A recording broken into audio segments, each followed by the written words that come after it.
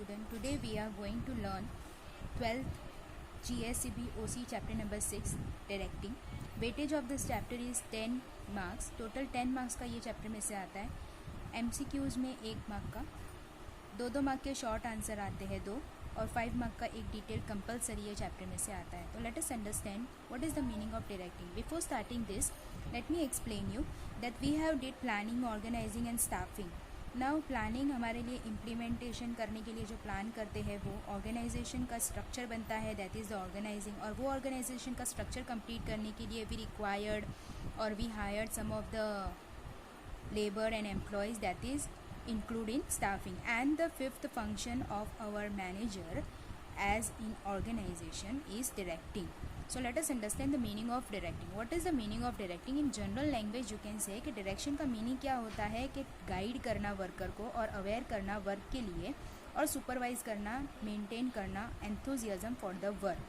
Workers को जो work allot किया गया है उसके रिगार्डिंग गाइड करना, उसके रिगार्डिंग अवेयर करके उसको सुपरवाइज़ करना कि वो ठीक तरीके से वो काम कर रहा है कि नहीं, वो आगे भी मेंटेन रहे और हमारे ऑर्गेनाइजेशन को इफ़ेक्टिव बनाए वैसा है कि नहीं, वो हमारे वर्क के लिए देखना होता है. कभी कभार अकॉर्डिंग टू ऑथर भी पूछा जा सकता है. तो you have to do definition from this on page number 61. Next topic जो है दैट इज़ द डायरेक्टिंग की कैरेक्टरिस्टिक क्या है. कैरेक्टरिस्टिक्स मतलब फीचर्स. तो first of all goal oriented activity है डायरेक्टिंग. डायरेक्टिंग एक गोल ओरिएंटेड एक्टिविटी है. उसके बाद सेकंड है function at every level of management. Bottom level से लेके टॉप लेवल तक के डायरेक्टिंग मतलब गाइड करना, अवेयर करना, ये सारी चीज़ें एवरी लेवल पे मौजूद होती है. So that is why it is the second function. उसके बाद है continuous process. As I said कि बॉटम ऑल लेवल से लेके टॉप लेवल तक इसके फंक्शंस रहते हैं. सो दैट इज़ वाई ये फंक्शंस आगे भी कंटिन्यूअस करते जाते हैं कि एचआर जो टॉप लेवल पे है वो फॉर्मर्स को और वर्कर्स को अपना वर्क अलॉट करते हैं, फिर वर्कर्स उसके नीचे वाले जो वर्कर्स हैं उनको वर्क अलॉट करते हैं. तो ये कंटिन्यूअस प्रोसेस चलती जाती है. उसके बाद नेक्स्ट है ऑब्जर्वेशन ऑफ फंक्शन. डायरेक्टिंग एक ऐसा फंक्शन है जो ऑब्जर्वेशन फंक्शन माना जाता है क्योंकि गाइडिंग करने के बाद सुपरवाइज करना रहता है कि वर्क कैसे अकॉर्डिंग हुआ है कि नहीं, जैसे इंस्ट्रक्शन दी है कि नहीं.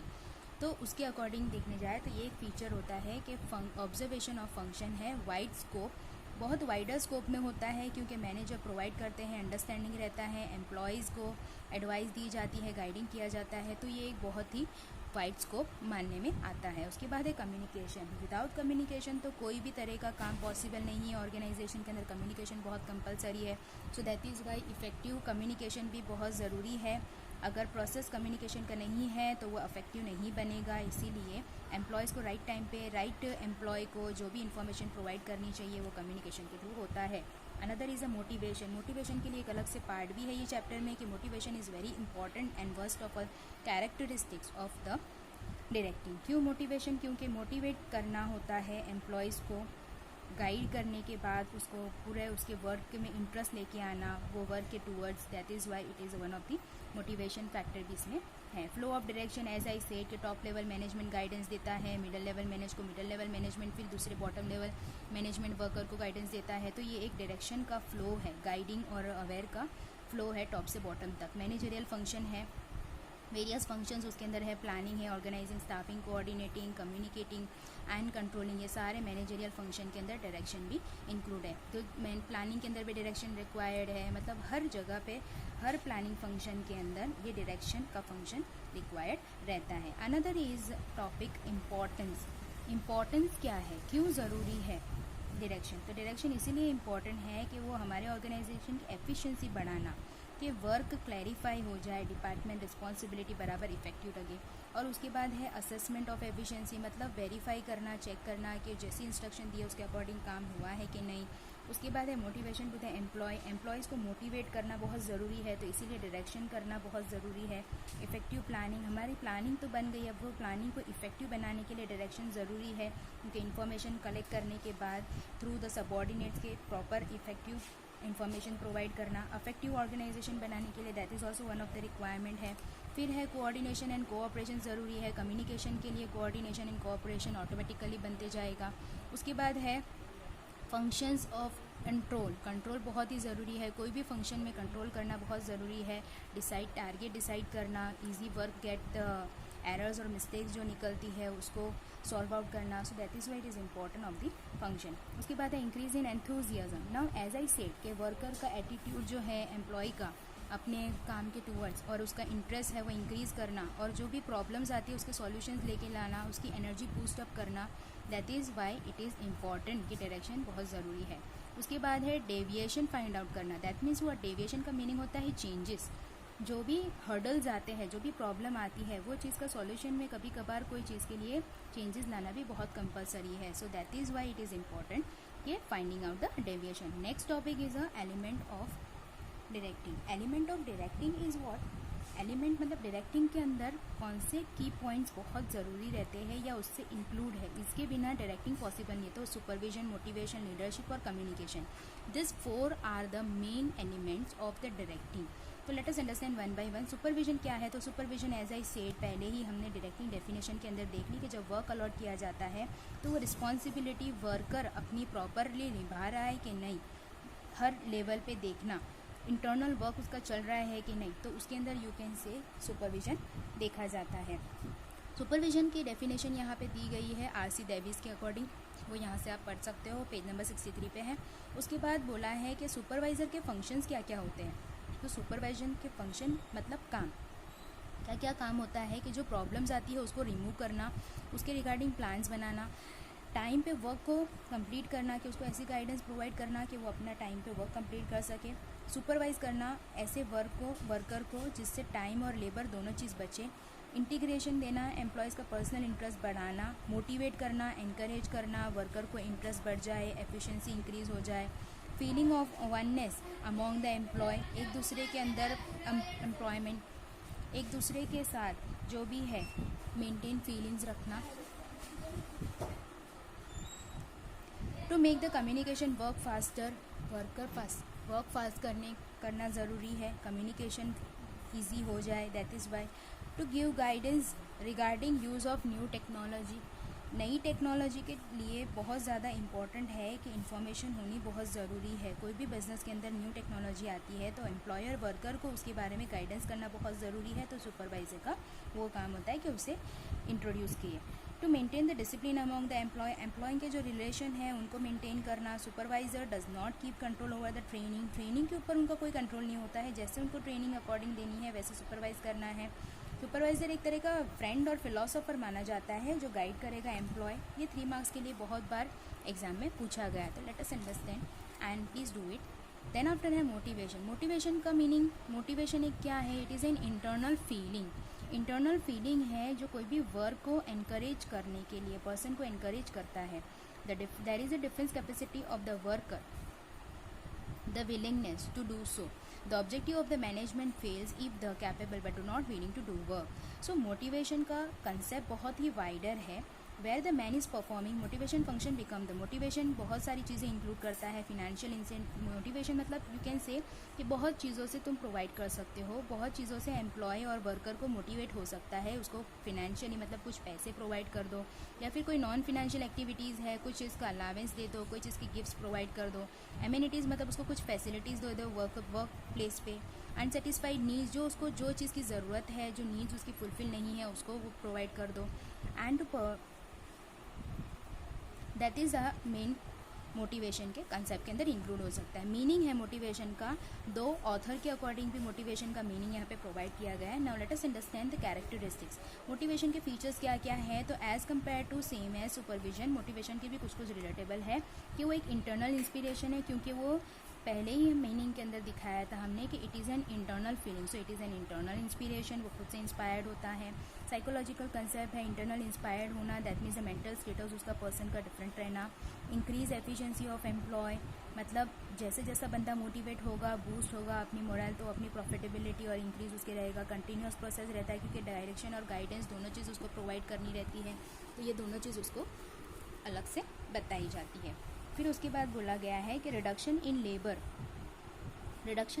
Turnover rate.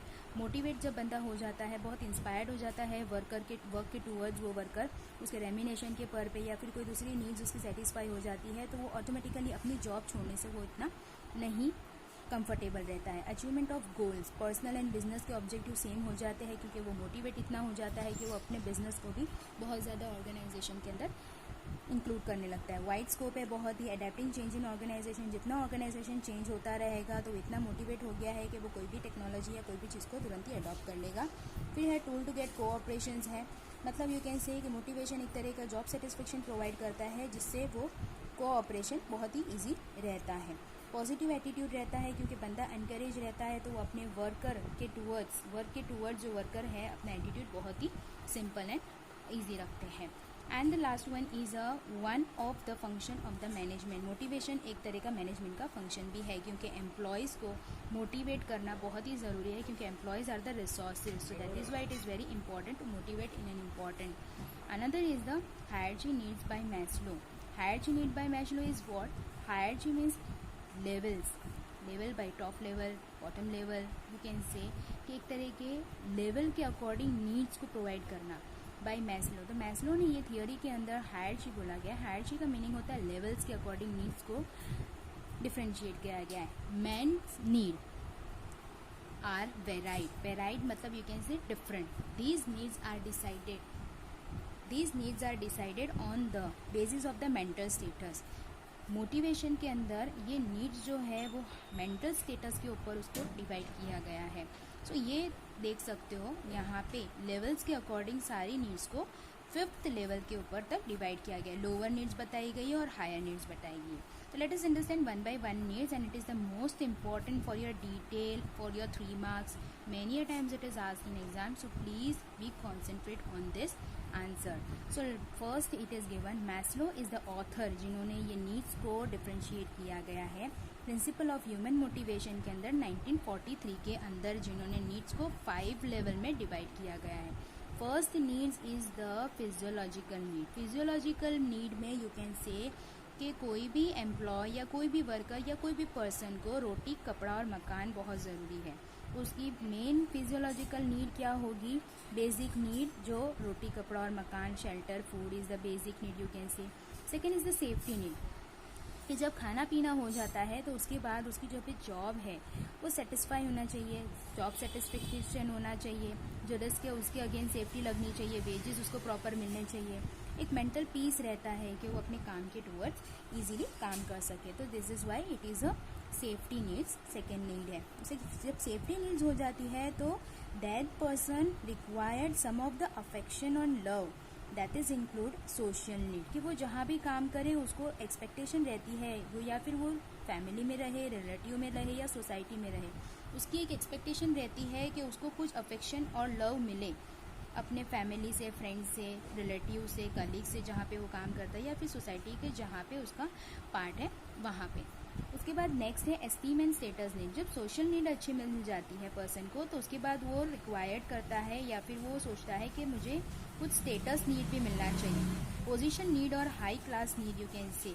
फर्स्ट और 3 लो क्लास नीड है और एस्टीम एंड स्टेटस नीड उसके एक तरह का हाई क्लास नीड हो जाती है कि कलीग्स और ऑफिसर्स जो है उनको रेपुटेशन अपनी जो जहाँ पे वो काम करते हैं वहाँ पे बहुत ज़रूरी रहता है कि वो अपने कलीग्स और ऑफिसर्स को इंक्रीज़ करें।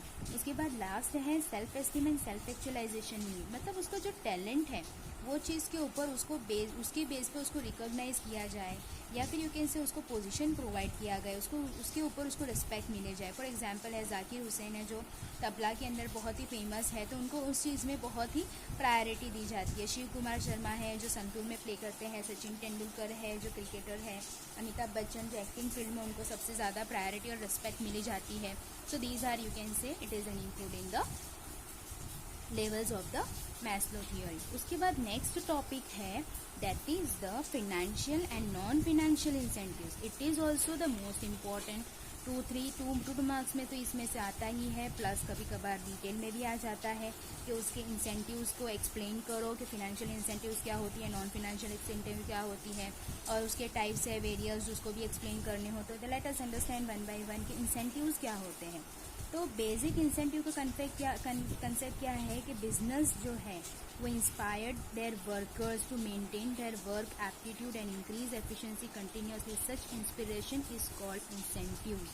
मतलब बिजनेस के अंदर जो वर्कर्स काम करते हैं उनको अपने वर्क के टूवर्ड्स एप्टीट्यूड चेंज करना या फिर उनको इंटरेस्ट लाना कि उनको अच्छा लगे और काम करने के लिए, वो ऑर्गेनाइजेशन के लिए गुड होने लगे, तो वो एक कोई चीज़ प्रोवाइड करना उनको, that is called as an incentives. Incentives increase workers का enthusiasm. Such incentives are helpful to employ to achieving objective. These are the two types of incentive. ना इंसेंटिव्स को दो टाइप्स में डिवाइड किया गया, एक तो financial incentive and non financial incentive. ना फिनेंशियल इंसेंटिव्स मतलब कुछ पैसे प्रोवाइड करके सैलरी के साथ साथ कुछ और बेनिफिट पैसे के थ्रू देना, that is the financial incentive. और नॉन फिनेंशियल इंसेंटिव्स मतलब regarding except, you can say पैसे को एक्सेप्ट मतलब पैसों को छोड़ के कुछ और उसको फैसिलिटीज प्रोवाइड करना अपनी जॉब के regarding, that is a non financial. So financial incentives के अंदर शेयर इन प्रॉफिट है कि प्रॉफिट अगर कभी बिजनेस को ज़्यादा हो गया तो वो अपने एम्प्लॉयज़ के साथ शेयर कर ले, तो that is a share in profit. को पार्टनरशिप, अपने बिजनेस के साथ साथ उसको को पार्टनरशिप कर देना, प्रमोशन दे देना, ज़्यादा पैसे प्रोवाइड करना कि अभी कुछ सैलरी 10,000 है तो उसके बाद उसको 2,000 का प्रमोशन मिल गया, 12,000 हो गई। बोनस उसको प्रोवाइड करना, कुछ फेस्टिवल आए या कोई चीज़ आए तो उसके अकॉर्डिंग उसको बोनस प्रोवाइड करना।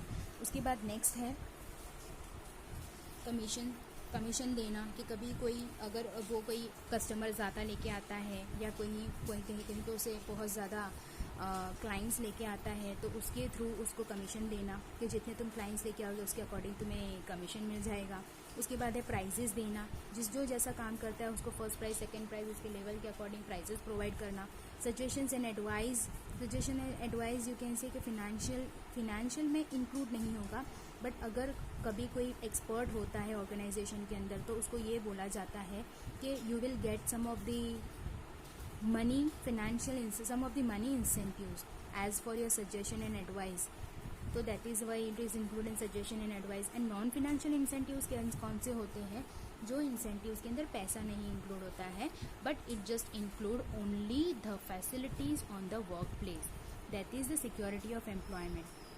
दैट मीन्स व्हाट के जॉब सिक्योरिटी।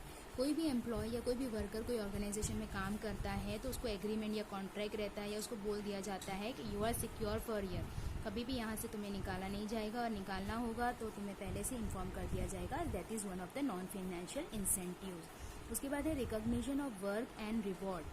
जो वर्क है उसके अकॉर्डिंग उसको कुछ इनाम देना, गिफ्ट्स प्रोवाइड करना, as you can say not only in the form of money but in the form of another things you can say, that is also one of the non financial incentives। उसके बाद है assignment of responsibility। जब कोई बंदे को responsibility मिलती है तो वो बहुत ही ज़्यादा अपने वर्क के टूवर्ड्स कॉन्शियस हो जाता है, तो एक तरह का असाइनमेंट प्रोवाइड कर देना रिस्पॉन्सिबिलिटी का, पर्टिकुलर जो वर्कर्स हैं एम्प्लॉयज़ है उसको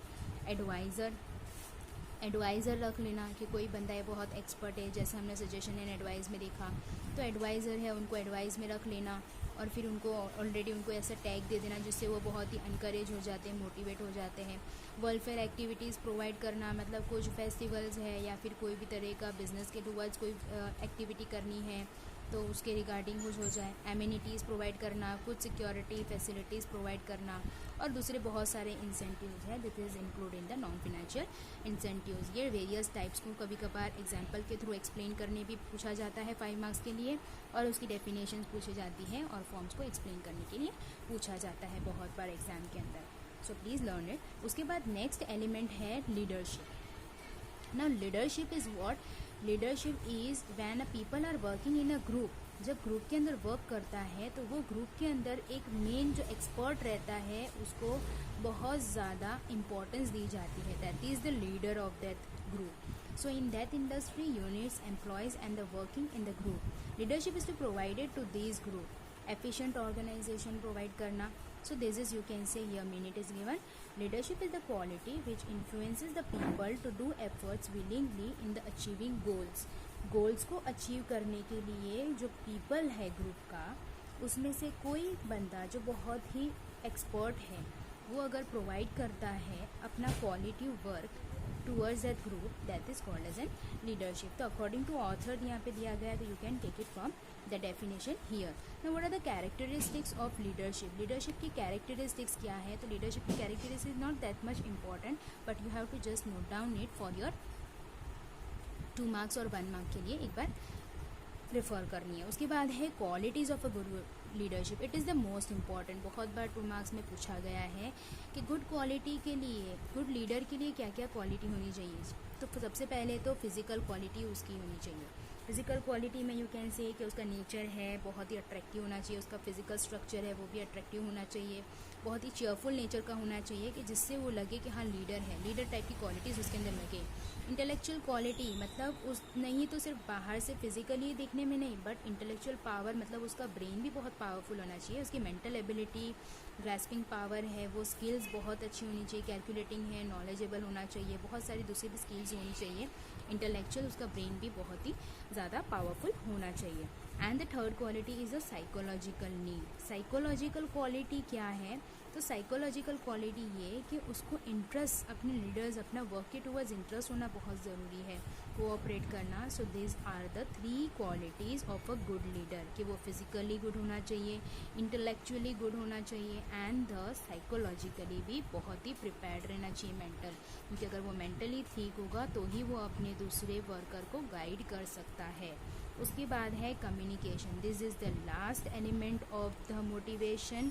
this is the last element के अंदर कम्युनिकेशन का मीनिंग तो हमें पता ही है कि कोई भी वर्क हो एज अ मैनेजर, कोऑपरेशन के लिए, कोऑर्डिनेशन के लिए कम्युनिकेशन बहुत ज़रूरी है। तो communication is a exchange of facts, ideas, opinion, emotions by 2 person.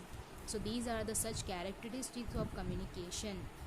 Communication की कैरेक्टरिस्टिक कभी कभार 2 मार्क्स में आती है, you can thoroughly see it. Now communication के मेथड्स बहुत बार पूछे जाते हैं, तो let us understand what are the methods of communication. Communication के मेथड्स को डिवाइड किया गया है oral, written, visual, audio, audio visual और साइलेंस में। नाउ ओरल के अंदर हम जो बातचीत करते हैं, डिस्कशन करते हैं, डायलॉग है हमारे, एक दूसरे में बोलते हैं, जो हमारी कन्वर्सेशन होती है उसमें टॉकिंग हमारा रहता है। वो लेक्चर्स जो प्रोवाइड किए जाते हैं वो भी एक ओरल कम्युनिकेशन होता है। ग्रुप इंस्ट्रक्शन जो दी जाती है, ग्रुप का डिस्कशन होता है वो। So these all are included as an orally. कोई भी इन्फॉर्मेशन अगर हमें बातों नहीं हमें प्रोवाइड की गई है, so that is include in the orally. उसके बाद है रिटन। न्यूज़पेपर के फॉर्म में, मैगजीन के फॉर्म में, पैम्पलेट, एडवर्टाइजमेंट के फॉर्म में, या फिर लेटर राइटिंग के फॉर्म में, मैन्युस्क्रिप्ट के फॉर्म में, ईमेल के फॉर्म में अगर हमें प्रोवाइड की गया है कोई चीज़, तो that is include in the written. Visual मतलब कोई चीज़ दिखा के, मैप को दिखा के कोई चीज़ कम्युनिकेट की गई है, पिक्चर्स है, फिगर है, ग्राफ है, कलर, सिंबल, साइंस, ये सारी चीज़ें इंक्लूड करके हमें बताया गया है। So that is called as an visual communication. Audio means you can say कि ऑलरेडी पहले से रिकॉर्ड करके रखा है और फिर उसको बोला गया है। टेप रिकॉर्डर है, रेडियो है, टेलीफोन है, टेलीकॉन्फ्रेंस है, कि थ्रू कोई सिर्फ जिसकी वॉइस ही हमें सुनने मिल रही है, ना ही हमें वो विजुअली हमें दिखाई दे रहा है और ना ही हमको उसको ना ही हमें उसको रिप्लाई दे सकते, जस्ट हमें 1 वे ऑडियो होता है, दैट इज़ इंक्लूडेड ना, सिर्फ हम सुन सकते हैं, उसको बोला जाता है ऑडियो कम्युनिकेशन।